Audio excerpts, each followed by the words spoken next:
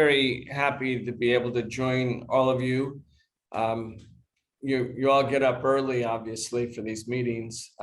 We're 3 hours later. I want to talk about our view of the Ukraine war. I've been covering the war actually prior about 4 or 5 weeks on our podcast. We were talking about it every week prior to February 24th, prior to the Russian invasion, or what Putin calls the special military operation in the Ukraine.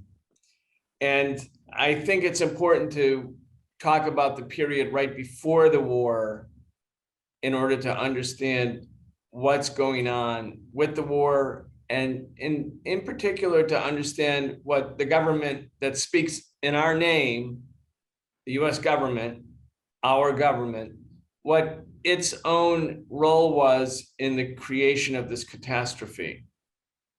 Because it's a very, very significant, very, very important role. In December 2021, Putin had his end of the year press conference, which he does every year. So kind of a freewheeling exchange with the media. And it goes on for hours. It's like 4 hours long.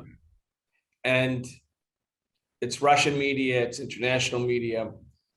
What was noteworthy about the press conference this year was Putin was making it very explicitly clear that Russia had drawn what he called red lines in Ukraine. And he emphasized the red lines over and over again. And he identified the red lines. The red lines were Ukraine could not become a member of NATO, and Ukraine, whether it was formally a member of NATO or not, the Russians would not allow Ukraine to be the territory on which the United States and other NATO powers placed conventional and nuclear missiles that targeted Russia along a 1,200 mile long border that Ukraine shares with Russia. So Putin made it clear, these are our red lines. And he insisted that there be serious negotiations to deal with what he called Russia's legitimate security concerns. And the second thing that was happening is that Russia was clearly amassing large numbers of Russian military personnel along the Ukraine border, both in Russia, which is to the east and to the north of Ukraine, and also in Belarus, which is in the northern side of Ukraine. Both Ukraine and Belarus were founding republics along with Russia of the Union of Soviet Socialist Republics in 1922.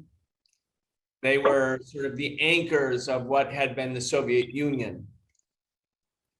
And Putin, I think, was making it obvious to the United States that there's two plans. There's plan A, which is to negotiate around Russia's security concerns.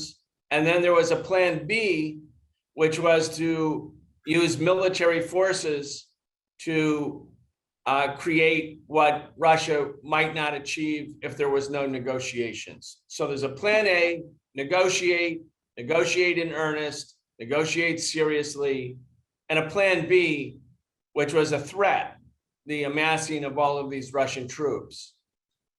And if you all remember, the Biden administration was very openly predictive that Russia was going to invade.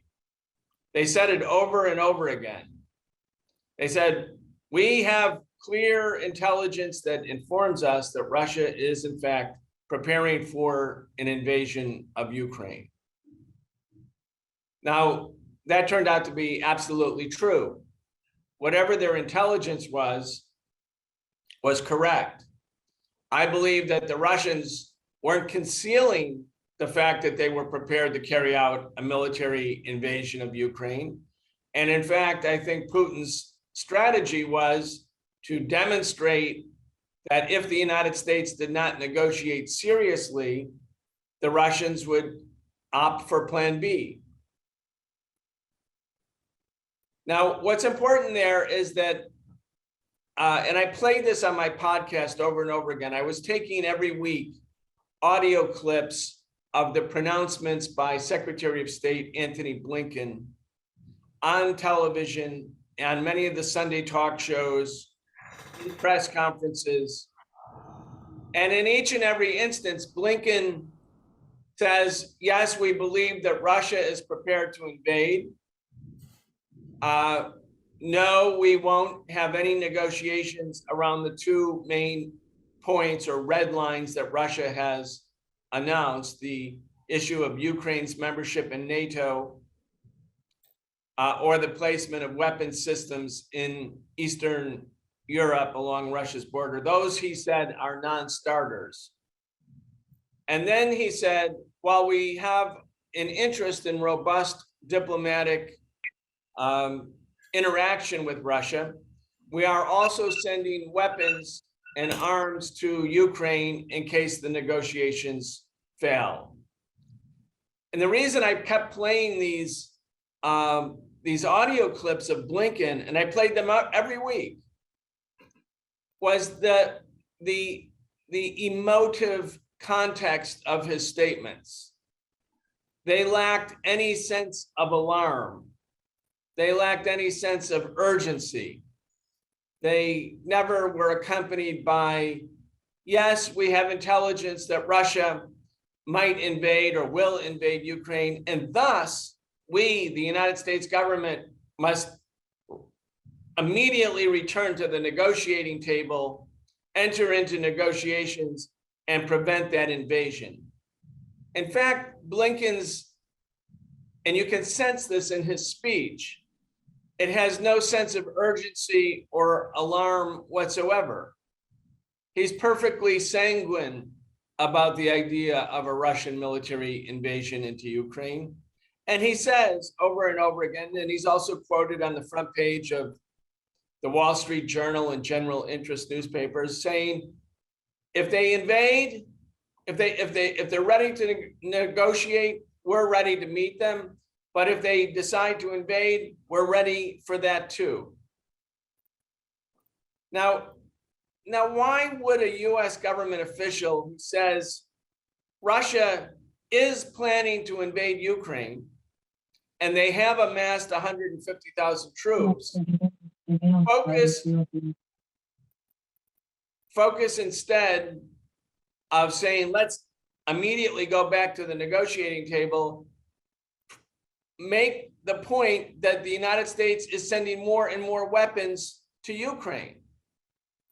And in fact, we know now from classified documents that were published 2 weeks ago in the Washington Post, the United States sent billions of dollars of weapons starting in December, more advanced weapons, including 17,000 anti-tank Javelin missiles to Ukraine in December, January, and February, at the very moment that the Russian government was saying, look, we really mean it. We really are serious about these red lines.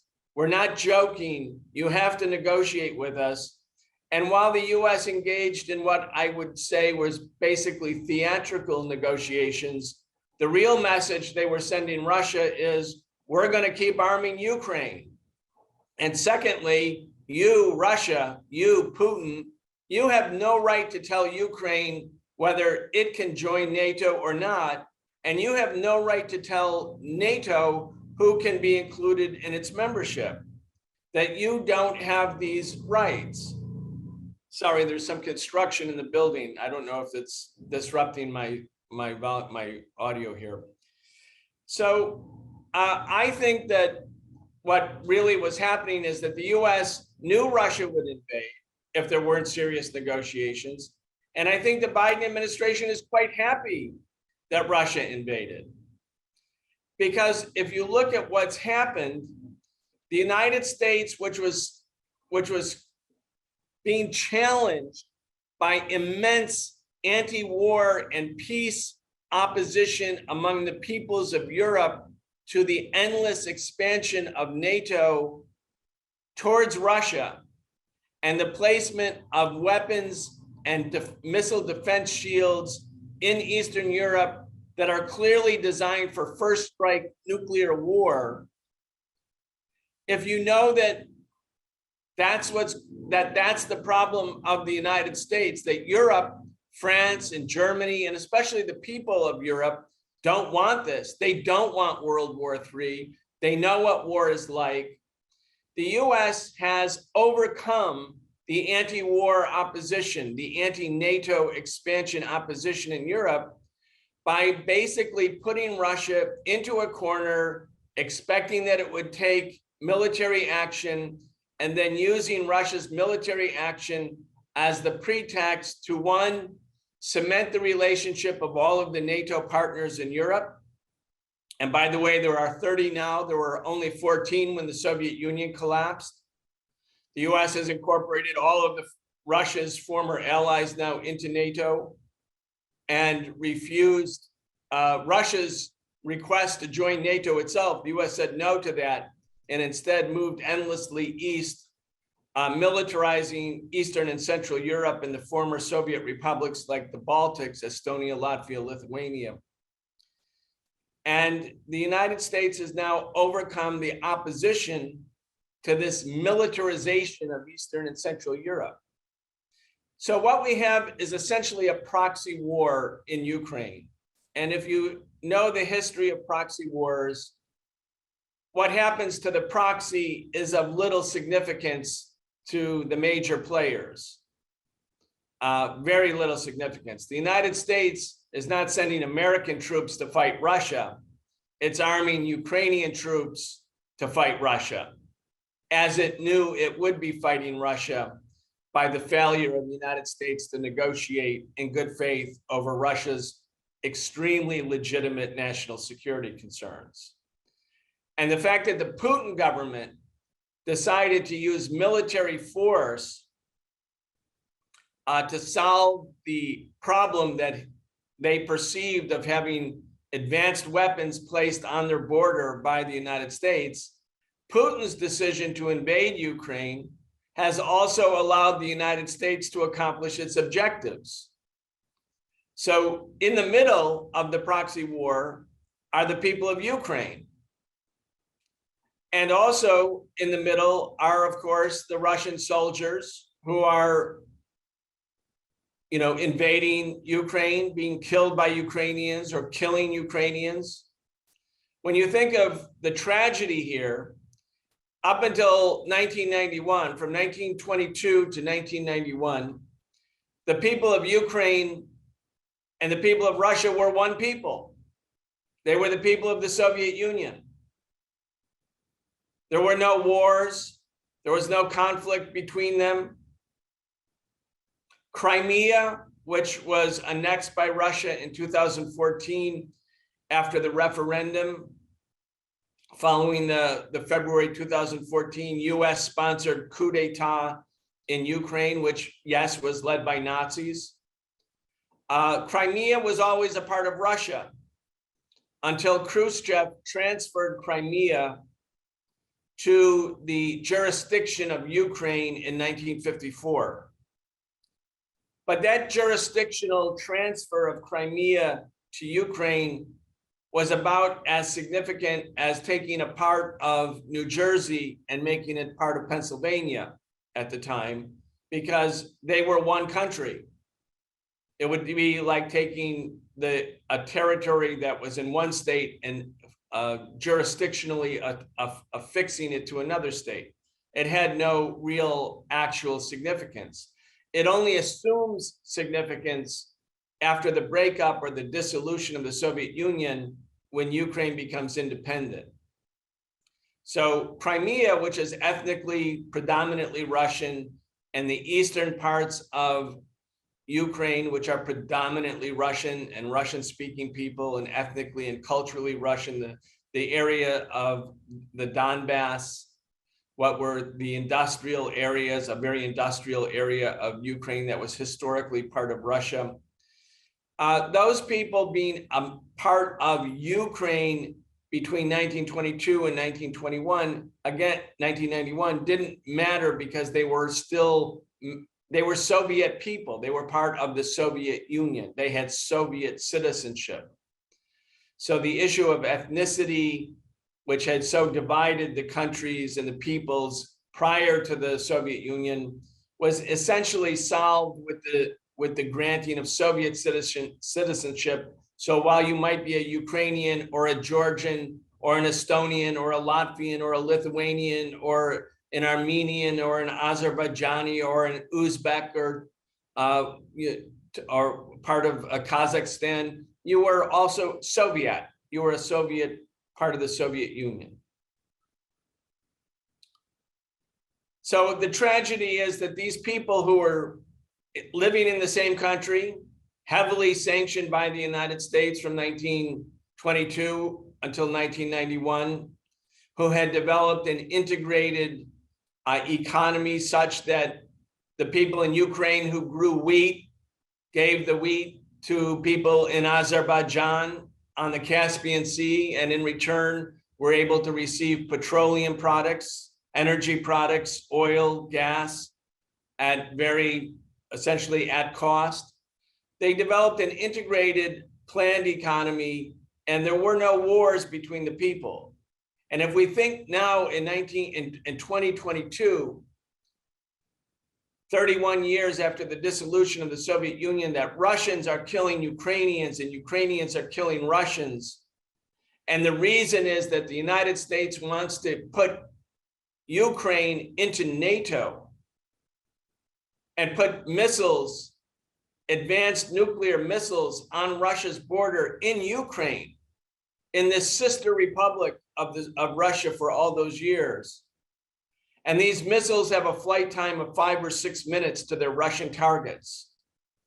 And the Russian government said, no, no, no, no, we will never let you put these kind of missiles on our border, just as you would not permit Russia to put missiles that could reach their American targets in 5 minutes at the US-Canadian border or the US-Mexican border. We won't let you do that. And they insisted on neutrality for Ukraine. I mean, what's wrong with neutrality? What's so bad about neutrality? Finland was neutral. Switzerland was neutral. Austria was neutral. And why did the US insist on expanding east? Why did the US keep moving each and every former Soviet/Russian ally into NATO? And that's what I want to talk about today. I want to talk about why this happened. And there are two elements that I think all of us need to really understand if we want to get to the bottom of the crisis in Ukraine. You know, it's easy to simply have like an emotional reaction to the death and the destruction of what's going on in Ukraine. We all understand that. But how did we get here? Why is this happening? What's the real reason it's happening? Because by understanding the way and the reason it's happening also helps us understand what the path towards peace is. How do we end this war, which is the most urgent of all questions? And in order to do this, I want to draw to your attention that the war has basically two dimensions, two different, specifically different, distinct areas that must be understood. One is the issue of the geostrategic struggle between the United States and Russia, and for us, especially as Americans, to understand what the US strategy is here. And the second dimension is often under-discussed or neglected, and that's the nuclear weapons or nuclear war element of this struggle. So as I'm going to talk now, I want to just help all of us keep this framing, the geostrategic dimension, and secondly, the nuclear war or military component of the struggle. And again, the nuclear component is very, very real. I want to start first with the nuclear component, just to sort of bring all of our attention into focus. During the Cold War, as we know, after the US dropped the nuclear bombs on Hiroshima and Nagasaki, which it did, even though it was unnecessary, even though those two cities, and from a military point of view, those two cities had been spared the earlier bombings by the US Air Force, which had basically incinerated Tokyo and many of the other cities of Japan. Nagasaki and Hiroshima were kept off the bombing list. They weren't bombed.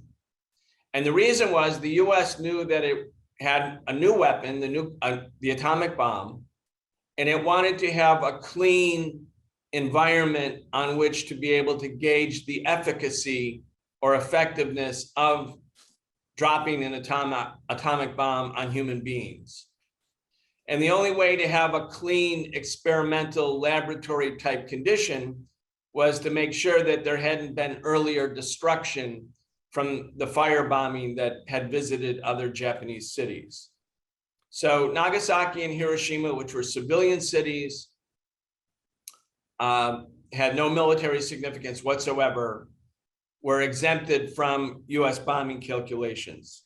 And then the two bombs were dropped days apart in August 1945.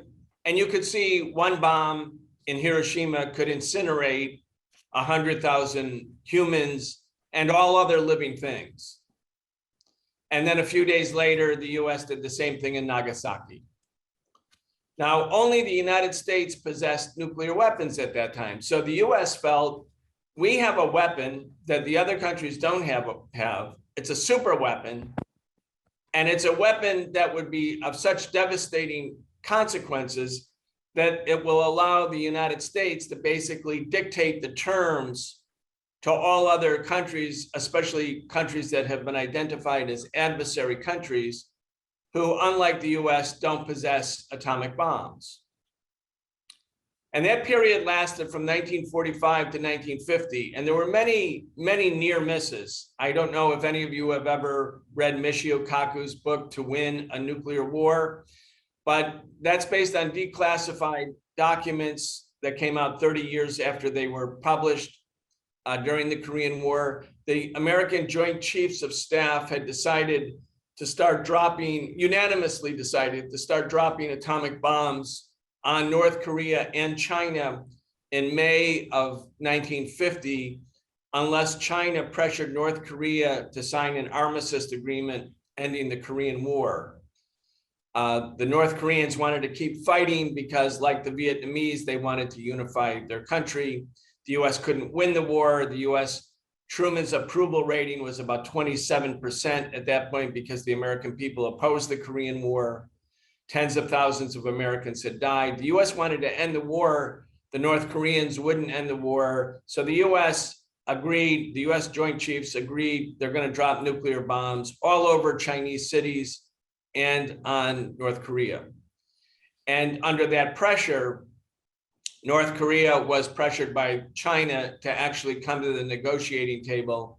And they signed the armistice agreement of July 27th, 1953, that for all intents and purposes ended the Korean War, even though technically it's still going on. The US won't sign a peace treaty. Korea is still divided. But that's how close we were as a world to the use of nuclear weapons. Then Soviet Union acquires nuclear weapons. They make it a top priority. They get the hydrogen bomb at the same time the US gets hydrogen bomb. There's atmospheric bomb testing going on all over the place. In 1962, after the United States put nuclear missiles all around the Soviet Union, Nikita Khrushchev decided to put missiles in Cuba, as all of you, I'm sure, can remember, or all of you, with the exception maybe of Shakib. That Khrushchev put missiles in Cuba as a counterweight against the US putting missiles in the countries all around Soviet Union / Russia. And then the US learned of the missiles before they were fully in place. Kennedy and the Pentagon demanded that Soviet Union withdraw the missiles. And again, most of us here on this call will remember that if Khrushchev had not blinked, if Khrushchev had not capitulated after the US set up naval blockades of Soviet ships in 1962, the Pentagon was prepared to launch nuclear war against the Soviet Union. And the Soviet Union would undoubtedly have retaliated. John F. Kennedy, as you all know, also said when he was talking about the Pentagon's calculations in the 1962 Cuban Missile Crisis, October 62, he said the Pentagon, the military is mad. He knows because he was sitting in the room with them. They were actually ready to launch a nuclear war. And their calculations were the US would lose 100 million people, but the US would win. The US had military supremacy over the Soviet Union. Kennedy, thankfully, was able to talk them down, and then Khrushchev, thankfully, capitulated. Otherwise, we wouldn't be having this conference call right now. That's how close we were, again, to nuclear weapon use. After that time, there developed for a protracted period of time, because of the Soviets achieving nuclear parity, essential nuclear parity with the United States, a new regime called mutually assured destruction, or MAD, which, although it sounds ominous, was actually a deterrent to nuclear war, because it became quite evident that the US and the USSR having thousands of nuclear weapons, tens of thousands actually, that the employment of nuclear weapons would mean that neither side would survive. That neither side would survive, because not only would hundreds of millions die in a nuclear exchange, but the use of nuclear weapons by the creation of radiation, soot, dirt, and atmospheric disturbances would basically create a cloud that would block the sun, and all vegetative life would be extinguished with the absence of sunlight over a couple of years. These are like based on scientific assessments of the Pentagon. And so we achieved a certain symmetry and a certain equilibrium during the Cold War based on nuclear terror from both sides, the US and the USSR, and neither side could win. When the Soviet Union collapsed, when the Soviet Union was gone, when the Cold War thus came to an abrupt end, a surprising end, the United States had a couple options. One option could have been to say, look, we've spent $7 trillion on nuclear weapons, and that's what they had been spent by 1991, $7 trillion, according to the Los Alamos Study Group, $7 trillion. We could stop the production of these weapons of mass destruction and use that money for other things, like to meet the needs of human beings, like get rid of poverty, make sure that everybody could go to a doctor when they're sick or their kids are sick, or to make housing affordable. Like that money was thus freed up and available to do other things. But there was a new doctrine that was established in 1991, 1992, and it was secret, but it was leaked to the New York Times in 1992. We might call it the Wolfowitz Doctrine. And it basically outlined a US military and geostrategic perspective following the collapse of the Soviet Union. The essential element of the doctrine was that now that the US had vanquished the Soviet Union in the Cold War, the US, in order to maintain world supremacy, had to make sure that no competitor nation could ever arise that would challenge or rival US geostrategic dominance in the world. That's the basic position. At that time, and for that reason, the United States began to accelerate the incorporation of the Soviet Union's former East European countries that had socialist governments that were also overthrown between 1988 and 1991, and began step by step incorporating them all into a US-led military alliance called NATO. NATO is not really NATO. I mean, when we think of NATO, you have to think of it like this. NATO is nothing other than the extension of American military power into Europe. It's not the other 20, there's 30 countries in NATO, 29 of them have a combined military budget of 3.5 billion. That's 29 countries. And then there's one country, the United States, whose annual military budget doubles that number. The US is spending 770 billion on military, twice as much as all the 29 countries combined. And now the US, because of Ukraine, is going to use that pretext to double the US annual military budget, I believe, over the next 5 years.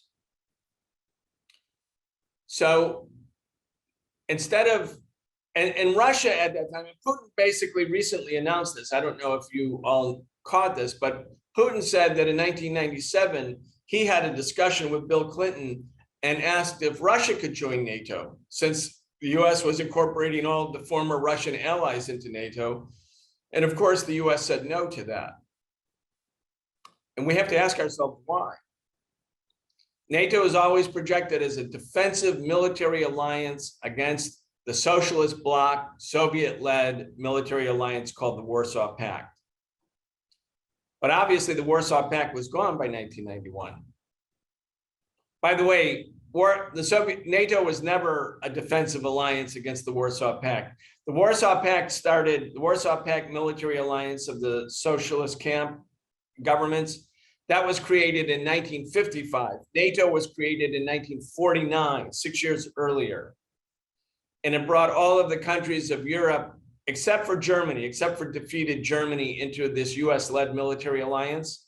And in 1954, after Stalin died, and right before Khrushchev consolidated his authority as the next leader of the Soviet Union, the Soviets asked the United States if it could join NATO. The Soviet Union in 1954 requested to join NATO. The Soviet terms were these: we want to join NATO, we want to reunify Germany.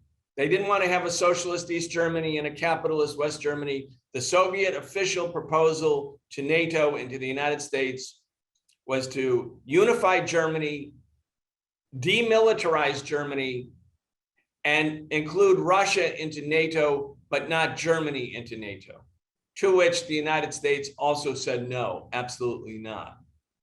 Then you have to ask yourself, why not? Wouldn't that have created a European-wide security structure where the United States and Russia were allies, as they had been during World War II when they fought the fascist Nazi regime together? What would have been so bad about that? But the US said flatly no.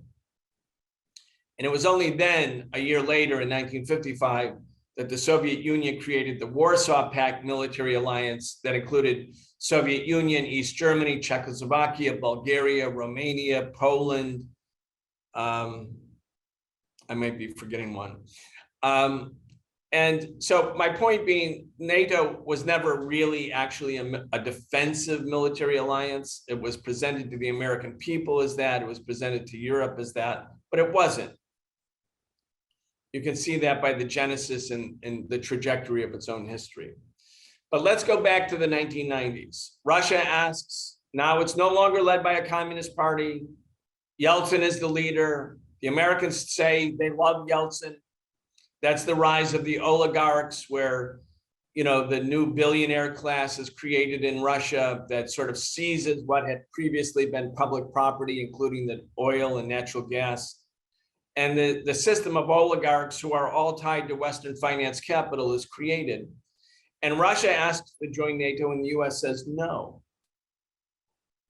Then the Russians start to really complain in 2004 in particular. They were really angry in 1999 because the US incorporated Latvia, Estonia, and Lithuania, the Baltic countries, into NATO. Now, those are the countries that are right by St. Petersburg, right?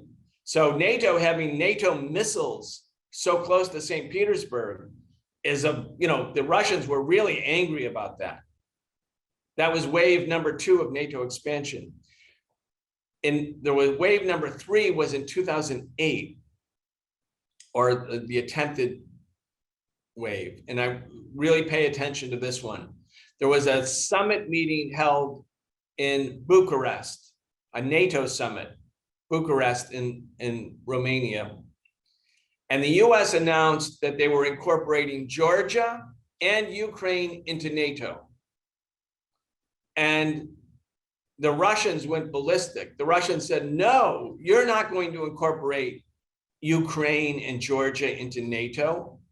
We're not going to ever let you do that. We'll never let you do that. And Germany and France said, no, that's a bad idea. That can only mean war with Russia. So the Germans and the French, the American allies, they were like, no, we're not doing that. 3 months later, Russian forces moved into Georgia. And that's when the South Ossetia struggle took place. And it was quite clear that the Russians were putting their foot down. They weren't going to let Georgia into NATO. Now, if you look at a map, Georgia, like Ukraine, it's to the western flank of Russia. Georgia and Ukraine are so close to Russia in so many ways, ethnically, culturally, in terms of Soviet history. I mean, you think about who the Soviet leaders were, and of course, those were the leaders of Russia. Stalin was the leader for a long time. He's Georgian, he's from Georgia. He was replaced by Khrushchev, who's from the Ukraine. And he was replaced by Brezhnev, also from the Ukraine. Like the idea for Russia that Georgia and Ukraine could be incorporated as forward offensive positions for NATO against Russia was a red line, and they moved Russian forces into Georgia, and that put an end to the question of Georgia becoming part of Ukraine. I mean, Georgia becoming part of NATO. Now, things in Ukraine sort of became stable from 2008 till 2014 because there was a government in Ukraine led by Viktor Yanukovych. And Yanukovych, he was a corrupt, all the governments in Ukraine have been corrupt, but democratically elected government. And Yanukovych is always described in the Western media as the pro-Russian Yanukovych government. Yanukovych was not a pro-Russian government. Yanukovych was not pro-Russian. Yanukovych wanted to balance Ukraine between the West and the East. Yanukovych said, we will never join NATO. Ukraine will never become part of NATO, but we want to become part of the EU. We want to become part of the EU, but we also want to be friends with Russia. We have a 1,200-mile long border. Many of our people, 43% of the population in Ukraine, their first language is Russian.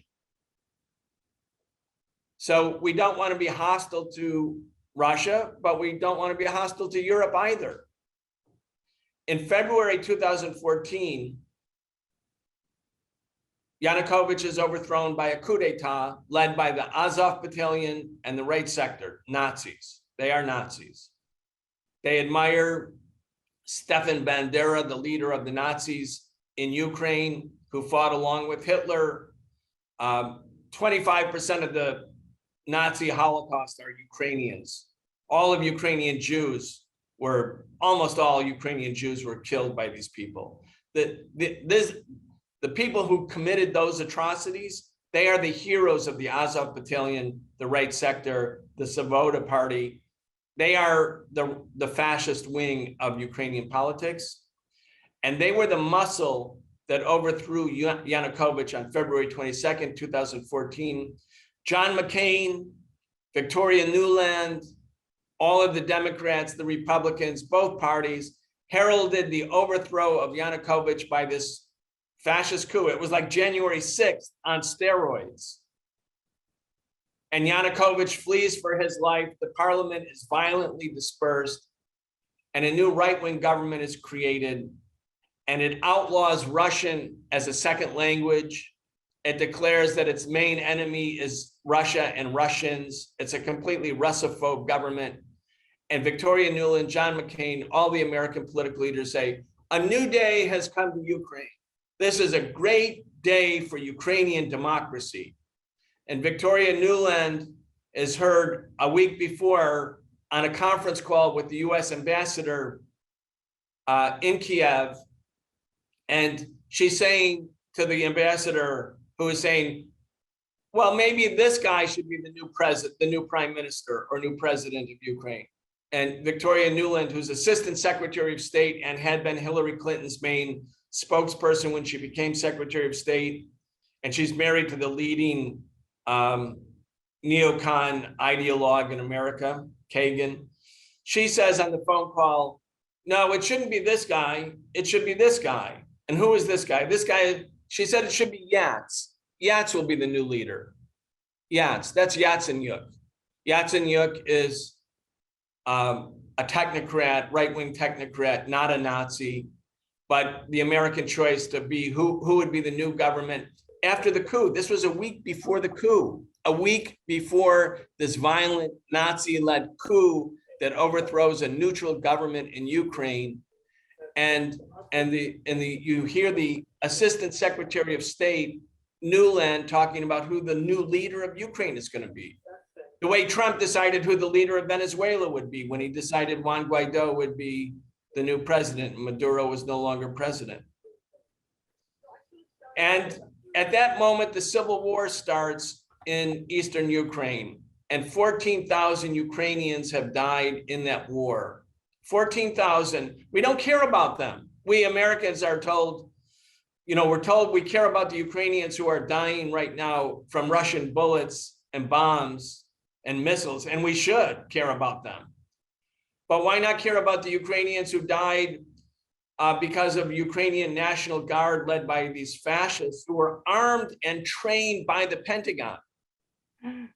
The Pentagon trained them. The Pentagon has given them weapons and trained them for the past 8 years in this effort to move Ukraine into NATO. And this has been a constant festering sore. Now, Zelensky, the president of Ukraine, when he ran for office a few years later, a couple years ago, he was a Russian-speaking guy. He's Jewish, although he wasn't advertising that at the time. He's from the eastern part of the country himself. He ran on a ticket that demanded peace with Russia. He said, we want peace with Russia. That was Zelensky's program. And he surprisingly won. I mean, he was only known as a comedian before that, like a performance artist. And now he wins the presidency and he says, we're going to have peace with Russia. And the way to have peace is to have an adherence to the Minsk agreements, Minsk I and Minsk II, two treaties that were signed a year after the civil war started following the coup d'etat in Ukraine. And the Minsk agreements basically stipulate that these Russian-speaking parts of Eastern Ukraine will have a degree of self-governance and semi-autonomy, and that there will be deconfliction and de-escalation and the end of shelling of the eastern cities by the Azov Battalion and the Ukrainian National Guard. And so the Russians were very happy about Zelensky winning. They thought, oh, maybe this thing will calm down. That's why earlier Putin did not recognize the independent People's Republic of Luhansk and Donetsk that had proclaimed themselves, these Russian-speaking areas, to be independent from Ukraine after the 2014 coup. Putin was very reluctant, said no to recognizing them as independent states, because the Russians were still hoping that the Minsk Accords would be the roadmap for a peaceful settlement. So Zelensky, when he's elected, it was like, yeah, we're going to adhere to the Minsk Accords. But immediately the fascist elements in the eastern part of Ukraine violate the accords. They resume the shelling. They intensify the shelling of Donbass and Donetsk and Luhansk because they don't want peace with Russia. They want war with Russia. And there's a very telling incident that happened in March of 2020. Zelensky, a senior advisor to Zelensky, a little bit older man than Zelensky, he was the national security advisor to the president. He's speaking in the city of Mariupol. And Mariupol is the now besieged city in the east where all this fighting is going on, the most intense fighting. Mariupol was at first under the control of the independent people's republics of Donetsk and Luhansk, the Russian-speaking republics. But then the Azov battalion, the fascist-led forces, retook the city a couple of years ago. So this guy, Zelensky's top aide, goes to Mariupol, has a press conference, and you can see this on YouTube. He holds a press conference and he said, the path to peace is to uphold the Minsk Accords. We can have peace with Russia and we can end this civil war. And the Azov battalion people, who are again part of the National Guard now, incorporated into it, they storm into the press conference and they say, you are a traitor. This is not a civil war. There's not a civil war going on in Eastern Ukraine. This is a war between Russia and Ukraine. And by characterizing it as a civil war, you are nothing more than a stooge for the Kremlin. You're an agent of Russia. And Zelensky's senior advisor says, no, wait a minute. This is a civil war and we can end the civil war and our goal must be to bring peace. And that's why we have to uphold the Minsk Accord. And the room goes silent for a second. And then the Azov battalion people start chanting and they march up to the podium and they take this guy and they throw him down on the floor. And that's the end of his press conference. So these Nazis come in and say, you're going to uphold the Minsk Accord, peace with Russia? No, this is how we're going to treat you. He's Zelensky's senior aide. The next week, Zelensky fires him. Zelensky fires him. And it shows that inside Ukrainian politics, the right-wing forces, the far right, have gained the upper hand in the struggle between the competing political factions. And Zelensky isn't simply Zelensky. He can't, I mean, he too will be killed by the Azov battalion. I think he has very little room to actually negotiate.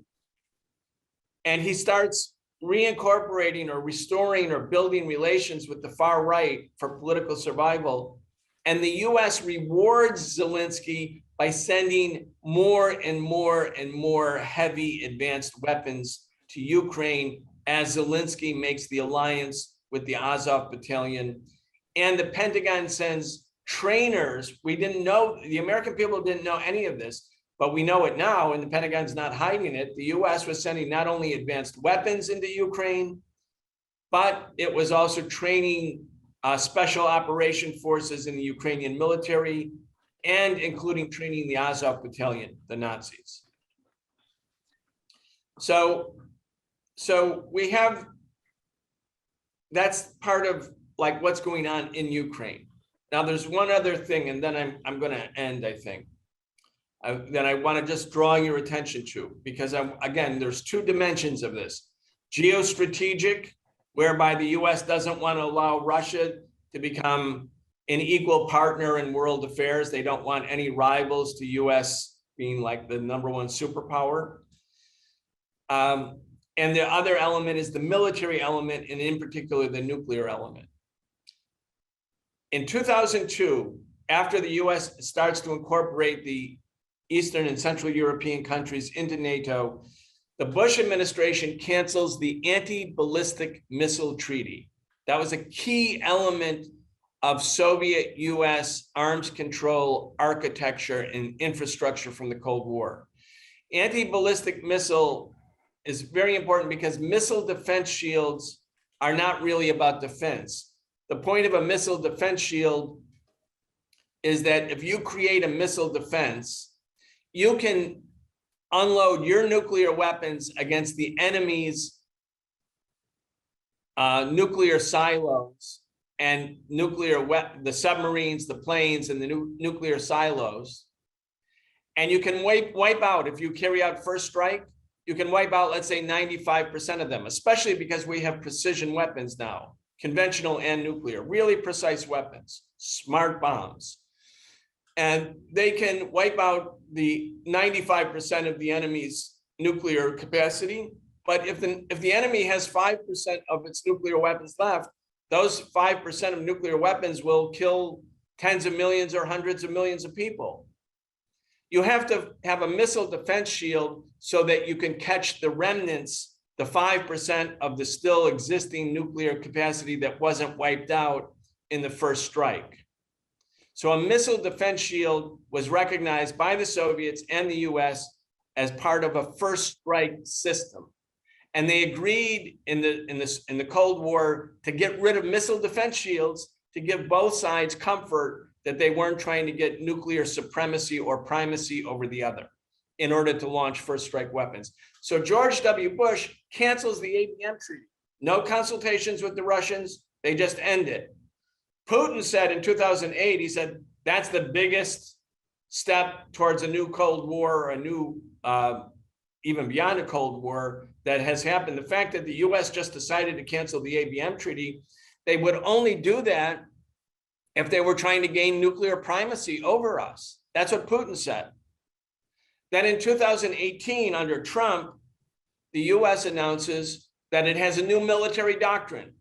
The war on terror is passé, that's old stuff. The new military doctrine is to prepare for what's called major power conflict, which means war with Russia and China. So contingency planning, budgeting, training, military priorities are all now directed towards preparing for war with Russia and China. That's 2018. And then in 2019, and this is the kicker, the US under Trump unilaterally cancels the INF treaty, the Intermediate Nuclear Range Force Treaty. That was the treaty that Gorbachev and Reagan signed together in 1986 that prohibited the placement of short range, that is 300 to 600 mile long range missiles that would be directed against Russia or against the United States. And if you remember, Reagan put those kind of missiles in Europe in 1981. In 82, they had a flight time of 6 minutes to their Soviet targets.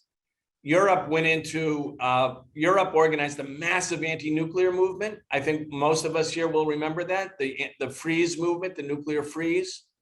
Millions of Europeans came out. In America, we had a demonstration of 1 million people on June 12, 1982, in solidarity with the Europeans in Central Park, demanding a freeze on nuclear weapons. And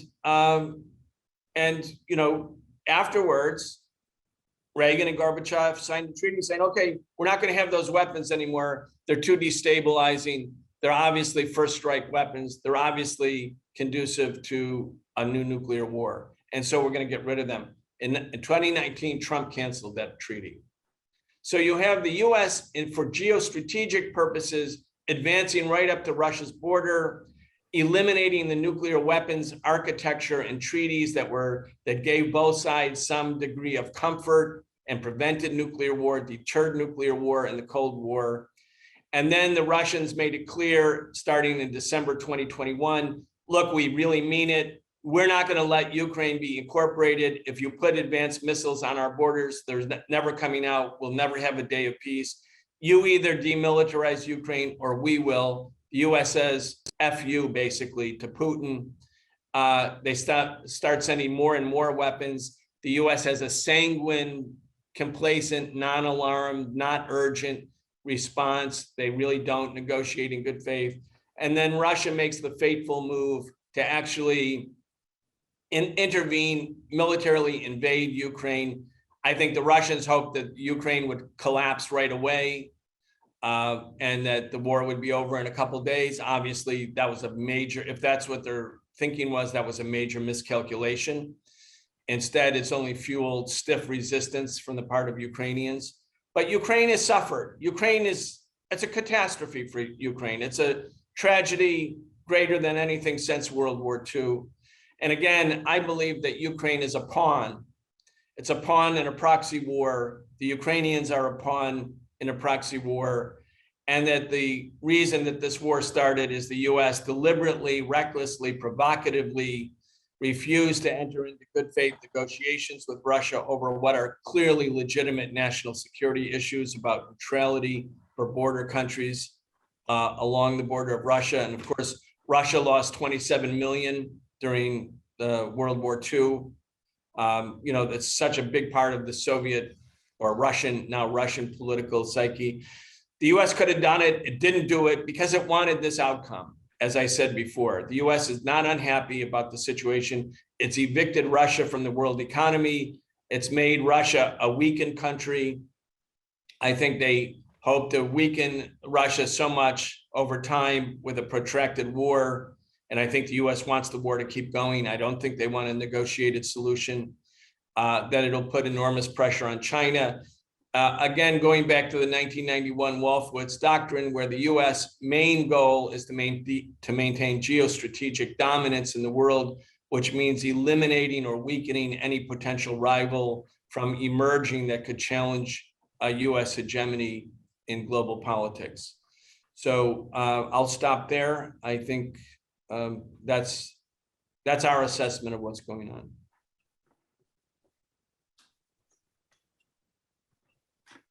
You're on mute, Carol Francis. Thank you. That was amazing, as you always are, but that was even beyond my expectations. I'm seeing some hands raised. I hope that the Q&A will get into what can the peace movement do and what's the best we can. I mean, obviously laid out what the worst outcome could be, but what do you see as the most that we can achieve from this if the peace movement? Carol Francis, maybe I could say one more. Maybe I could say one more point about that before we jump in, because I should have said it and didn't, because I wasn't. You know, I didn't have a prepared talk. I mean, so I undoubtedly left things out. But what I do want to say specifically is there's a growing chorus to call for a no-fly zone.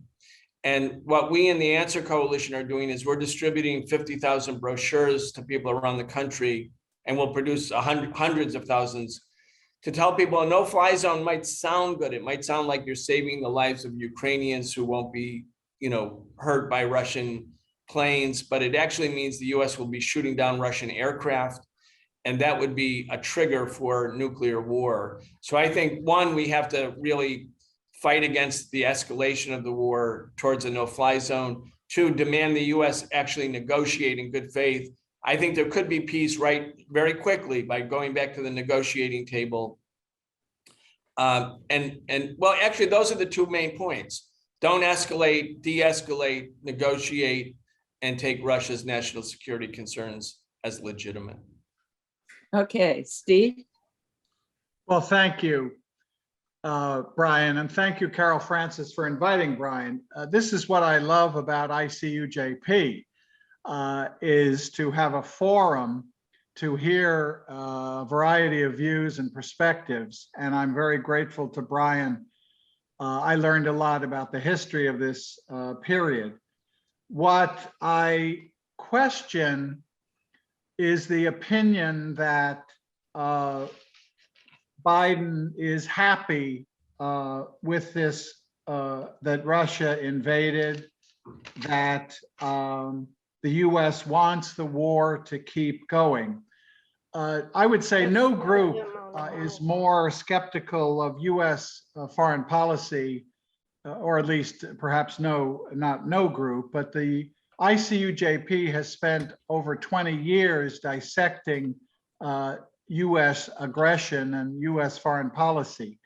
So it is a welcome analysis to catalog the history of US foreign policy today. The problem I have, or at least the problem from the standpoint of ICUJP today, is that our motto is that religious communities must stop blessing war and violence. And until you use the word catastrophe in your final comments, I didn't really hear a thorough condemnation of the war crimes that are being committed by Russian forces in Ukraine. And I'm also hearing a criticism of the US for not negotiating in good faith prior to the war.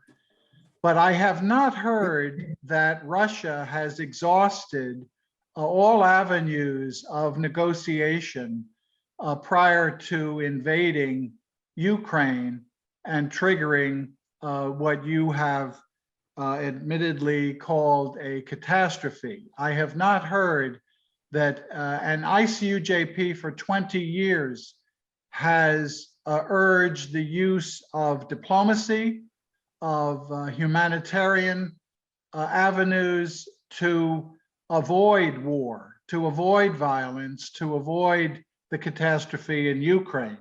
So I think, at least for me, we part company when the weight of your comments is to condemn the United States rather than condemning Russia and the war crimes that it's committing. So I have some more thoughts about that, but there are many hands up, and Brian, I'm eager for your response. How Please do you try to want to keep do it? Do you want to take comments more short. questions and then I respond? Or more comments? Certainly, if you'd like. It's up to you. Dave? I didn't know what your normal protocol is. Okay. Dave? I think Rick or Michael had raised their hands before me. I would like to ask a question, but I would like to hear from Rick I am and just Michael. going by, okay, I'm sorry, Michael? I was going by what's, okay, go ahead, Michael? Rick was definitely. Rick, Okay. Rick, No, it's been a very interesting talk. It's an interesting perspective. I did want to talk about one specific thing that you're talking about with the relationship with Ukraine and maybe other Soviet country post-Soviet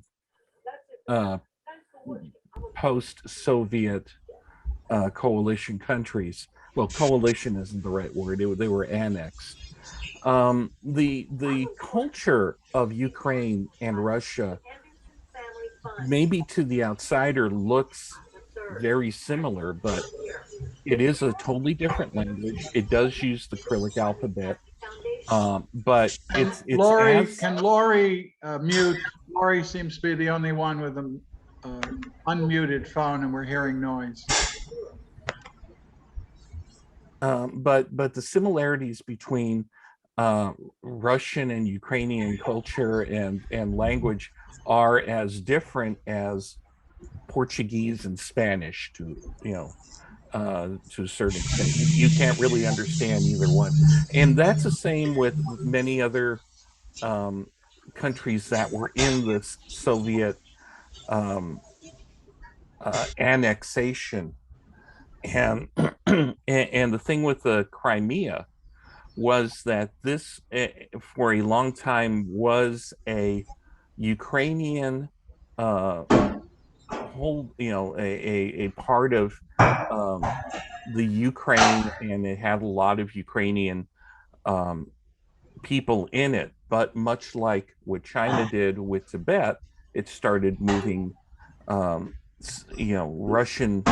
nationalists into the area to try and dilute that area. And for years it's been known as the breadbasket of the Soviet Union. That's why it's so important. So I think having an understanding of why these coalitions and why these movements happened is very important context to see why there could be some mistrust between these post-Soviet Union countries and Russia, and why there's some mistrust between Russia and other countries like the United States. Carol Francis, Okay, maybe that's enough to start with two of them. Those are two Okay. big ones. Good. Okay. So let me start with the issue of what our view is towards Russia. I'm clearly, and have stated over and over again, I don't support the Russian invasion of Ukraine. I think it's a terrible tragedy. And I made the point that, and I said it more than once in my talk, that the fact that Russians are killing Ukrainians and Ukrainians killing Russians is a terrible tragedy. And when one thinks about the fact that when they were part of the same country, the Soviet Union, from 1922 to 1991, with the exception of the Nazi invasion of Ukraine, where some Ukrainian forces fought with the Nazis, with that exception, and that's completely an anomaly, the peoples in the two republics, Russia and Ukraine, lived without war and without military conflict, and they were comrades. They were sister and brother peoples who shared together and went through the similar crises together, but they weren't killing each other.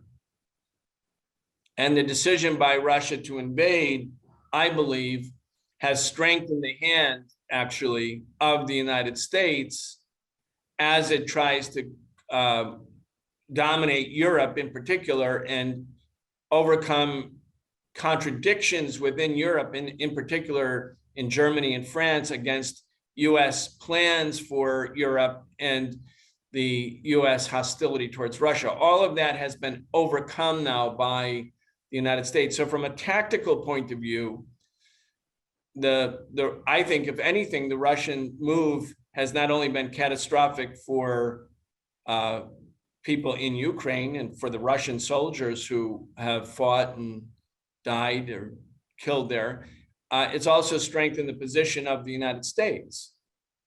And I think the United States is, I think the United States is happy about this, unlike this organization, your organization, or unlike my organization, which don't think of people in Russia or Ukrainians as pawns in some big geostrategic chessboard, but actually as human beings.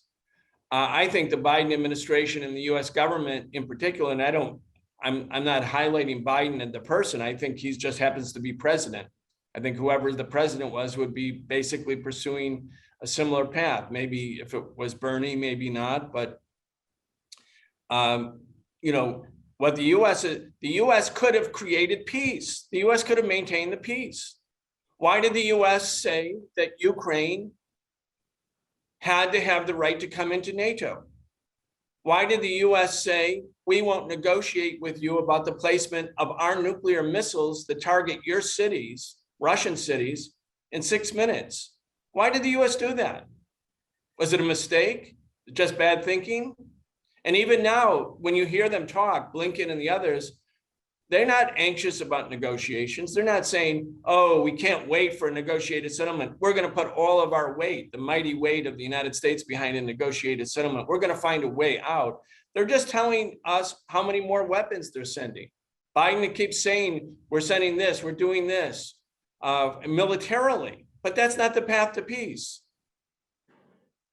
Americans can go out and condemn Russia all we want, but the path to peace is what our government does.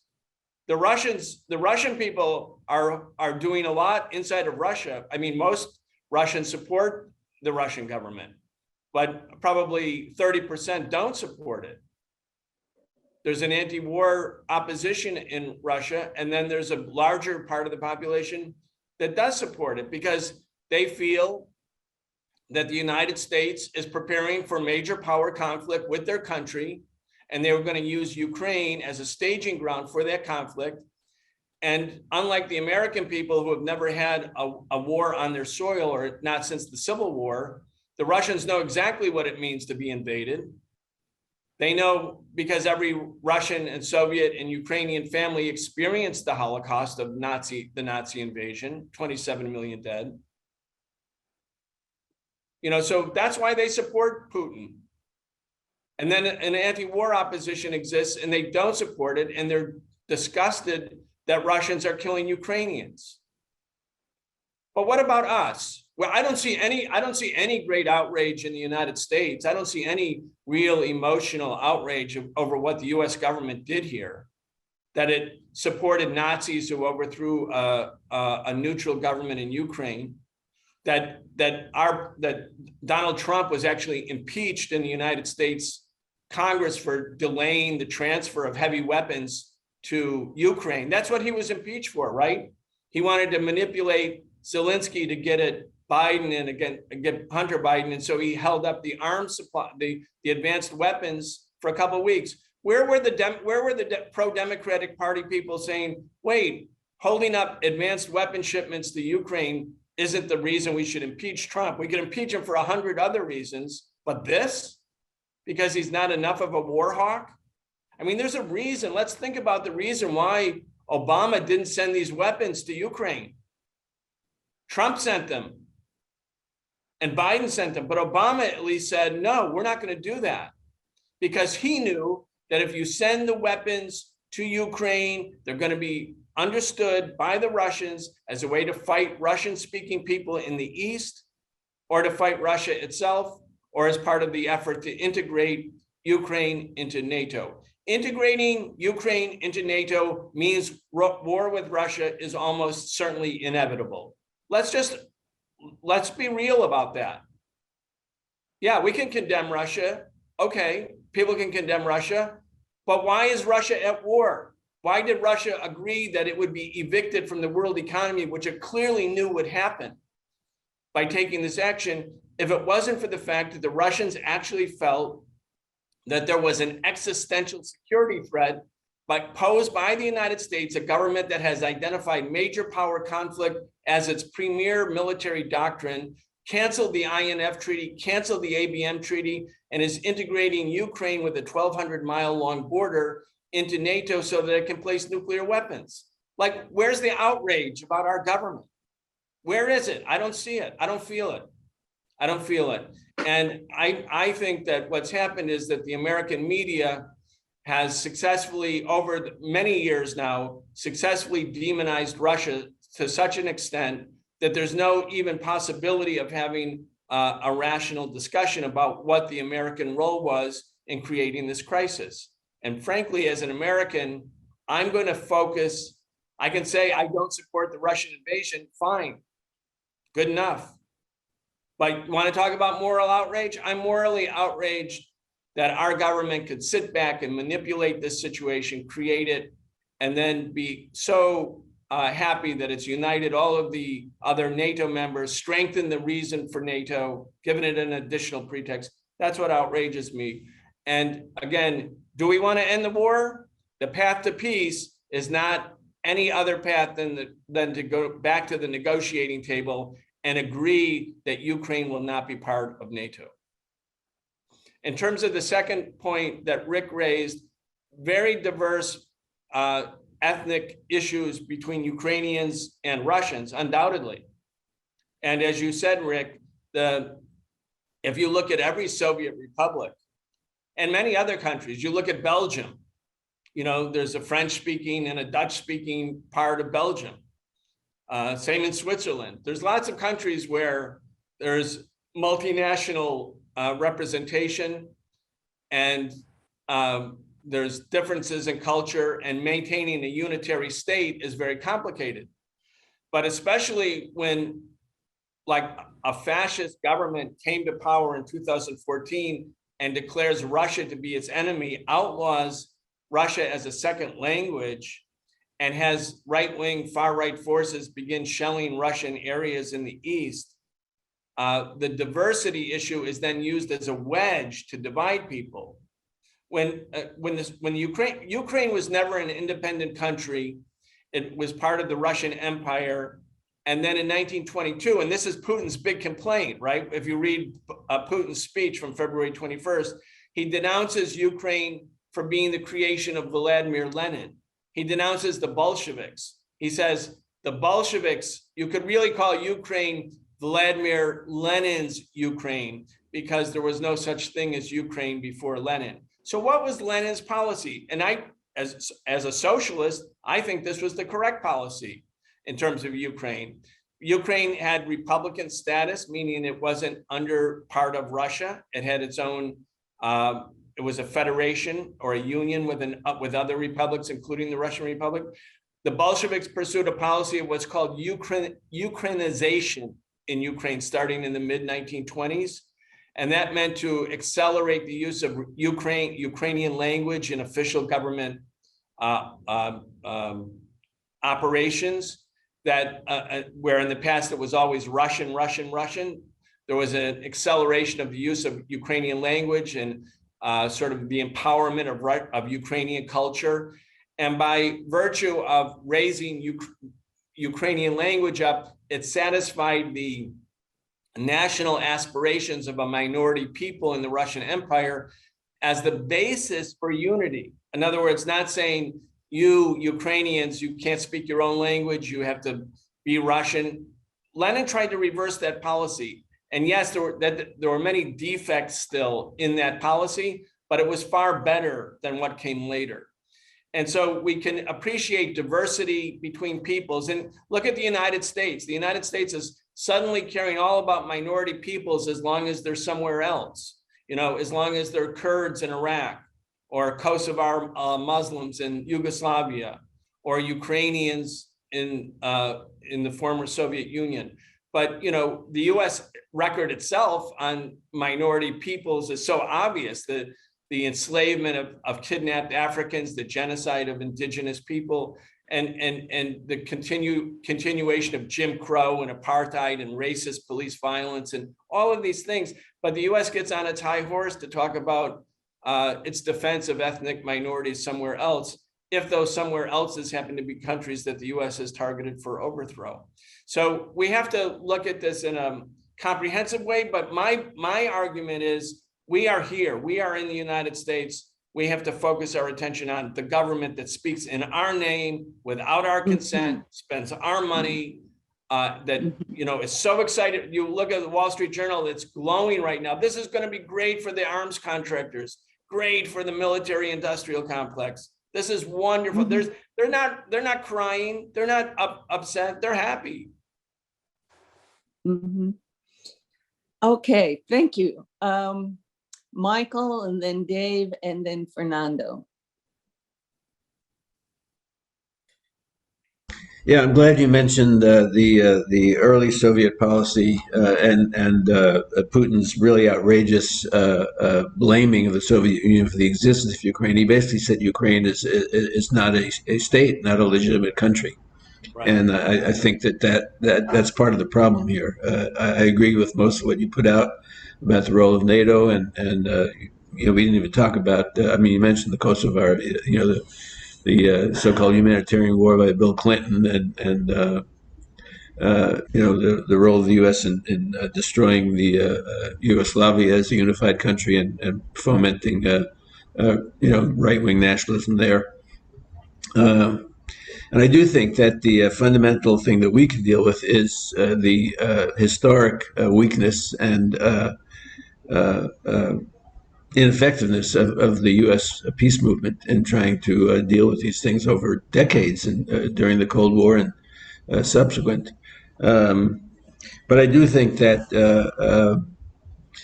it's important to recognize, if we're trying to reach out and rebuild such a peace movement, that even if the interpretations of the U.S. kind of made it pushed for this invasion, that it is an invasion, that it is not legitimate, that it is a criminal, and that it is contrary to the interests of the people of the world for Russia to have invaded Ukraine, and that if we and I think they're doing it on an illegitimate basis that you just described, that they don't recognize Ukraine as a separate country fundamentally. That Putin doesn't. I think it's based on the Tsarist empire, not on the Soviet Union. So, but I think that our responsibility is to challenge ourselves in the peace movement in this country to expose some of the things you've talked about the role of NATO. And I would include in that the role of NATO in Libya, the role of NATO in Afghanistan. It's been an aggressive military coalition that we should long ago have dismantled. But I do think that to effectively do that, we also have to condemn. You call it an invasion; it is an invasion, And if to condemn the fact that Putin is, if you call it an invasion of Russia, that's a crime. So I think it behooves us to notwithstanding all the things you said, it does not justify that invasion. And however, I agree that our primary responsibility has to be to try to create an effective peace movement in this country. And I think one of the factors in that is to deal with the question of white supremacy.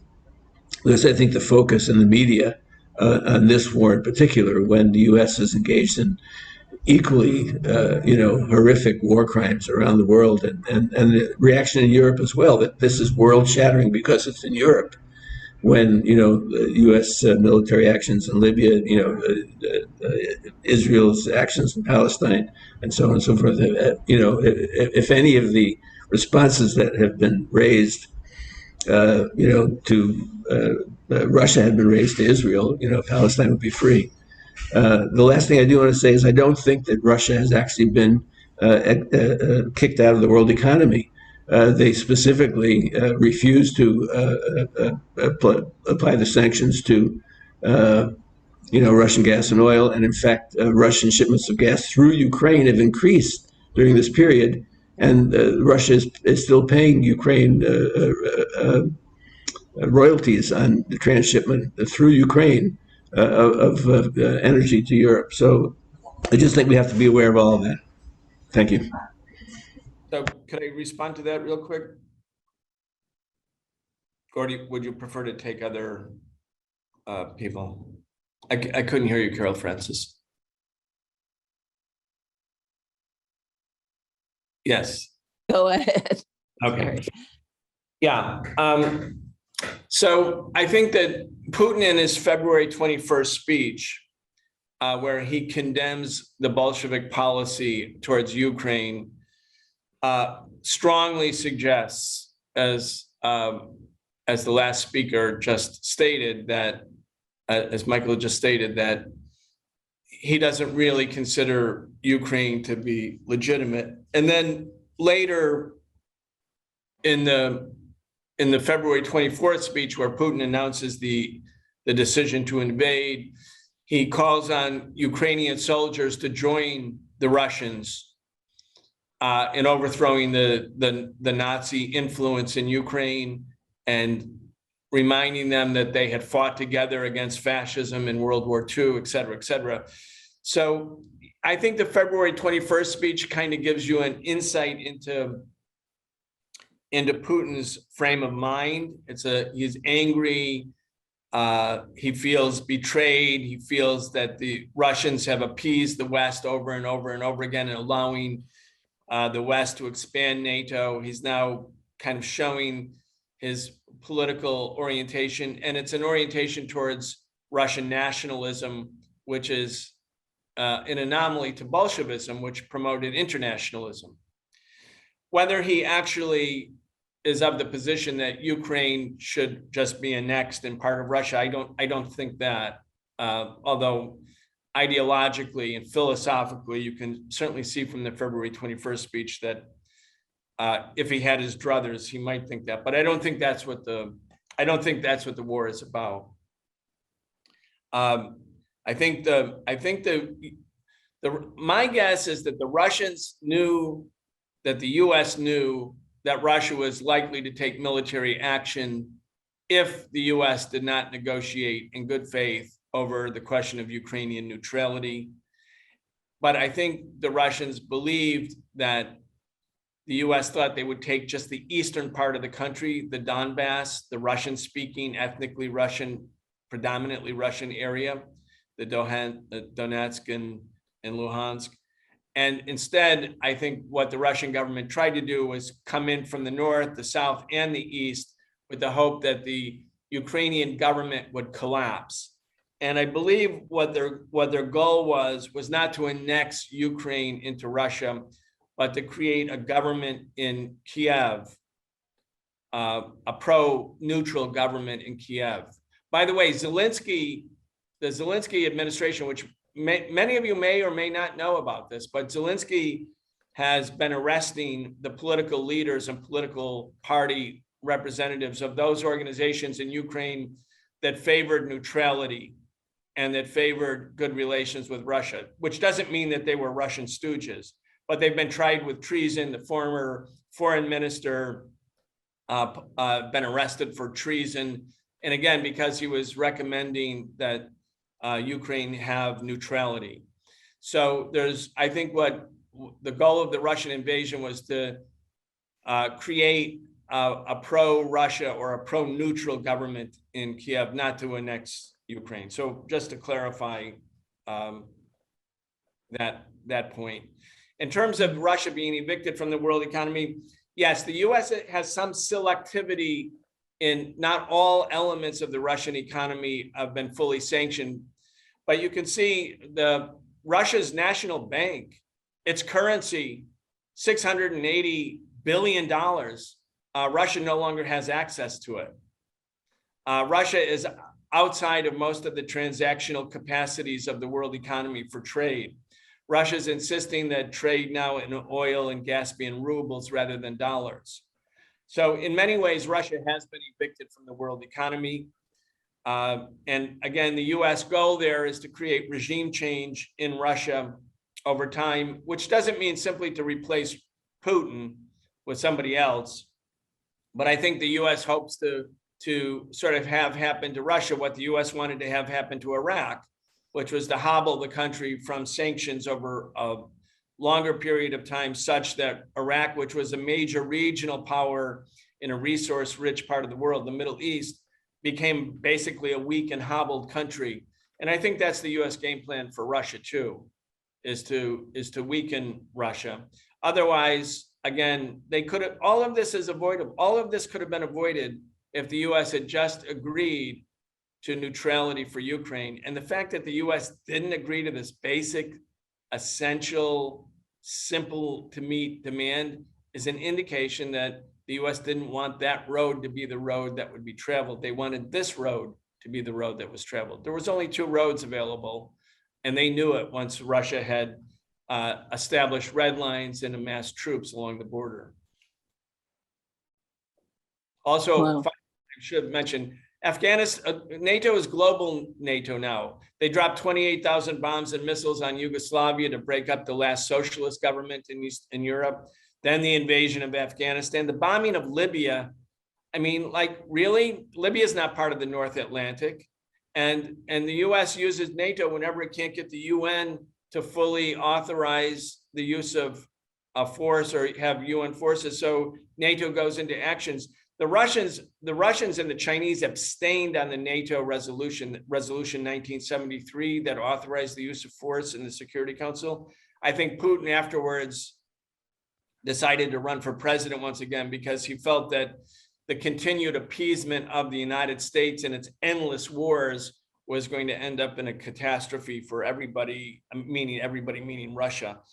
And so for narrow national reasons, I think he ran again for presidency, and it was after Libya. And then Russia decided to intervene in Syria to prevent the US doing to Syria what it had done to Libya and what it had done to Iraq. That's actually what's happened over the last 10 years. And again, as an American, you got to think the US they invaded Afghanistan, invaded Iraq, bombed the hell out of Libya, sent military forces to bomb and occupy Syria, and still are occupying Syria.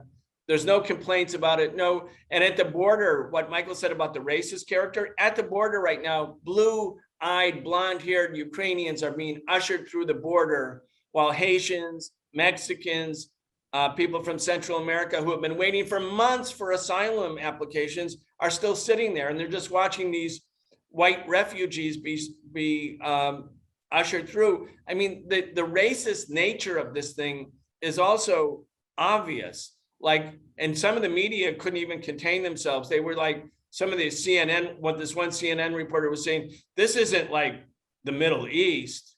This isn't like Africa. This isn't like South Asia. This is like civilized Europe. I mean, they actually said this on TV.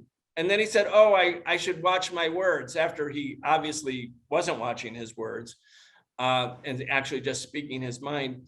But we have to, there's sort of this big picture, the universality of the thing has to be for us, I'd say, like our focus. All right, it is 9:23 and there are 5 hands up. And Dave's been waiting, Fernando's been waiting from the beginning, and now Dr. Ruby, Anthony, and Arthur have their hands up. So I'm asking everybody to skip the speech and ask the question, and maybe we can take, it's really late because it was such an important talk. Fernando and, excuse me, Dave, and then Fernando, and then we'll go from there and see if we can get the last 3 in. Okay, thank you. A few quick notes. I think we're living in a totalitarian moment right now. And one of the reasons I think that is that people like Brian Becker have been marginalized. You can find him with Abby Martin on YouTube, but my guess is that his appearances are very rare. This is a totalitarian moment. We have a thought harmony that is pervasive and is exemplified by the profusion of yellow and blue flags. So I think religious communities should stop blessing war and violence and bad faith diplomacy. Brian, my opinion is that if Putin is ever tried for war crimes, that the United States should be in the dock as the intellectual author of this crime. Putin pulled the trigger. The United States engineered the situation where Putin felt so cornered, so desperate, so threatened that he took this military action. And so I'm asking you if you see this war, not just the violent part, but the so-called diplomatic part, as the creation of the US oligarchy and its servants in Washington. Thank you.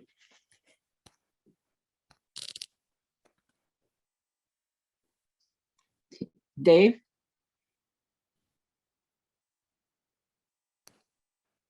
Yes, Carol Francis? You have your hand up. We're taking the 3 of you. You said Dave. Which Dave? Do we have more than one Dave? You. He I just just asked his spoke. question. I just spoke. Oh, I'm sorry. Yeah, that's right. Fernando. Yeah, first of all, I'd like to thank you for all your presentation. I think the U.S. is trying to dominate the world. If you look at Libya, Iran, and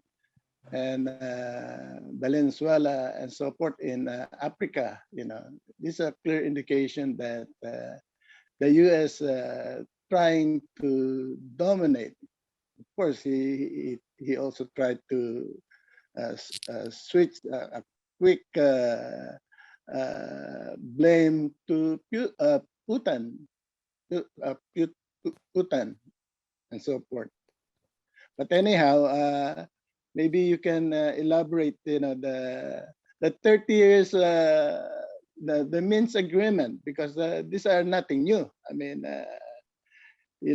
and maybe if you cannot just concentrate on the the coup d'etat 8 years ago in Ukraine, and what is the ASAP battalion? How this became, because I know the ASAP battalion is clearly a Nazi group. Let me just start from there. Thank you.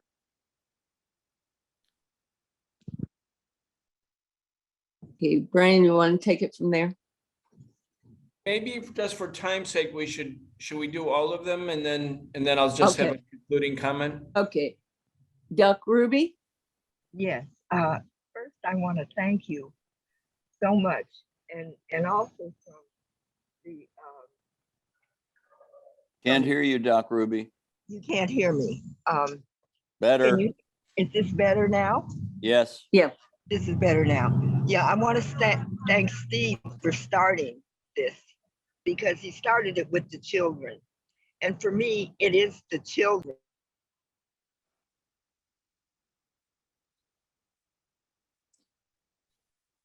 Ruby, you've gone out.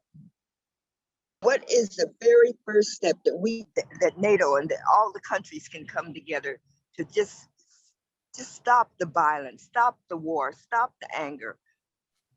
What is it that they can start with the children? And Arthur? I was wondering, thank you, Brian. I was wondering if you could tell us a little more about Answer and what they do, and just some general info about them. All right, Brian. Okay. So yes, as I to go in sequence, if I can remember properly, I think the U.S. is, I believe the U.S. is the intellectual author of it. I think that at any point over the last 20 years, there could have been an agreement that a very aggressive nuclear-armed military alliance that was created against Russia in its origin and was sustained even after the Soviet Union collapsed. Instead of expanding, it should have been dissolved. Steve says, what right do do we have to tell Ukrainians to be neutral? What right, Steve, do we have to tell Ukrainians to be neutral? And what right does Russia have to tell Ukrainians to be neutral? Well, I would say this in response. The government uses our tax dollars to rip up neutrality and to promote war and militarism in Europe. And NATO is the agency for that. So what right do we have? What right or what responsibility might be a better way of putting it for we as the American people to say loud and clear that the government is spending our tax dollars to promote war and militarism, and that NATO is an agency of war and militarism. It invaded Afghanistan. There were 240,000 Afghans died in that war. Not a single Afghan was on the planes that hit the World Trade Center or the Pentagon. Most of the people in Afghanistan had never heard of the World Trade Center. 240,000 of them are dead. And the Taliban returns as the government. 240,000. All of this crying, crocodile tears for Ukraine. We weren't taught to care about Afghans. We just heard that they were all terrorists, right? And anyone who died was, if the Americans dropped a bomb on them, well, it was either okay or it was collateral damage. The problems with war. I mean, I'm really upset that we have tolerated NATO. The Soviet Union is no more. The government in Russia is not threatening America. It's not trying to put missiles on our borders. We're doing that to them. Or at least the government that speaks in our name and spends our money is doing that to them. And I feel we have an obligation to say no more to that, to say no more to the war, the endless war. And I really feel that if we don't recognize that, yes, Russia did something, a military invasion that we don't approve of, but the reason they did it now is because of the government, our government's policy towards NATO, which was completely unnecessary from the point of view of the defense of Europe or the people of the United States. So, yes, I believe the US is the responsible force, which doesn't mean there aren't others who are responsible, but I'd say the central responsibility for this crisis is here. I agree with Fernando that you look at the Azov battalion. I mean, you know, when people stormed the US Capitol on January 6th, just think about that if they had succeeded. And they didn't bring, most of them didn't bring their Confederate flags that day, but they have them. A lot of those guys have those Confederate flags. That's what they really are. And we were shocked and outraged about January 6th. Well, in January and February 22nd, 2014, those same kind of forces, the far right, stormed the parliament in Ukraine and seized the power. And that's what started this war. And politicians in the Democratic and Republican Party said it was a great day for Ukrainian freedom and democracy. Just like Trump would have said it was a great day if the January 6th people had succeeded in overturning the election in November 2020. Like, it's not okay. It's gross, it's disgusting, it's terrible. So I agree with Fernando on that. In terms of Dr. Ruby, yes, it is about the children. Fundamentally, you know, who suffers the most at war? It's the children and their grandparents. It's the civilians. I mean, these are always the people who really pay the price of war are the people, and the poorest amongst us are the ones who suffer the most, and the most vulnerable amongst us the most. And of course, the most vulnerable amongst us the most are the children. So if we care about Ukrainian children and we want the war to end, we have to recognize that the government that, again, speaks in our name, says that it's speaking on our behalf, could pursue a path of peace instead of war. And that path is very simple, very clear, very obvious. It's to return to the negotiating table and make sure that Russia is guaranteed that NATO, meaning our missiles, are not set up on Russia's borders.